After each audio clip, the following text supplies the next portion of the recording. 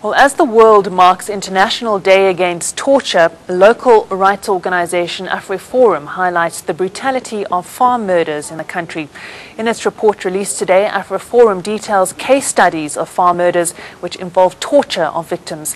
AfriForum has submitted the over 300-page study compiled with the assistance of an expert criminologist to the office of the newly appointed Minister of Police.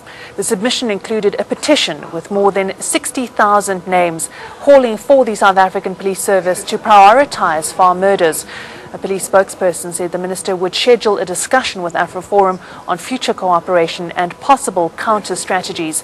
AfriForum Deputy CEO ANN7 said the farm murders are exceptionally cruel, but despite that, government is greatly in denial regarding the true extent of the problem.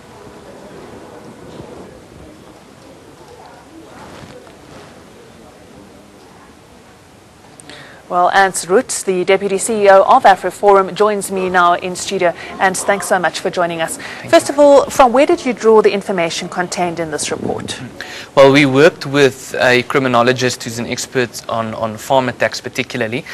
So what the report does, it provides a bit of context in terms of the problem that we have, government action or lack of action in the last few years, and then it has a series of case studies of particular cases where people were attacked and also where they were tortured. Of course, today is International Day of Support of Victims Against Torture, so the focus was on the more brutal farm murders that we have seen in the last few years.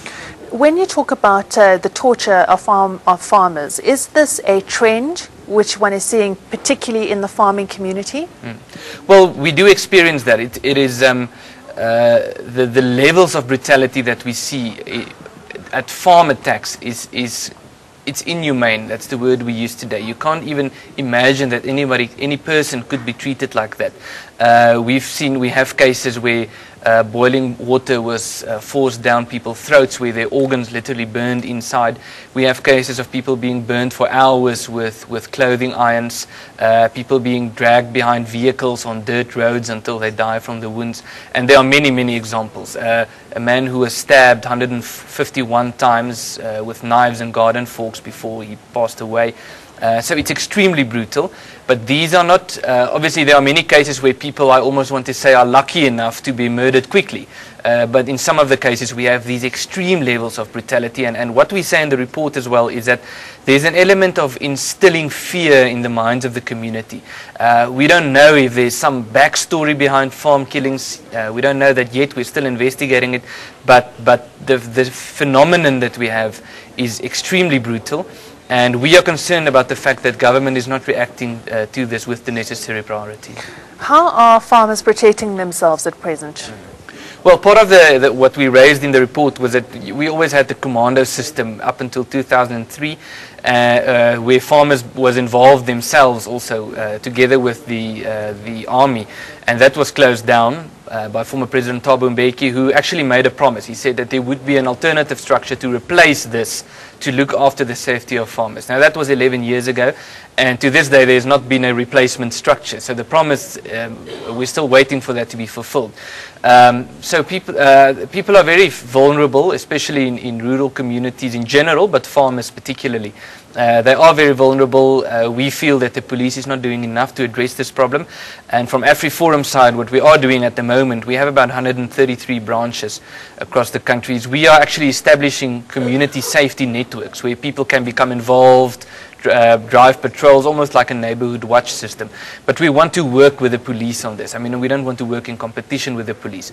But there's a lack of political will to address this problem.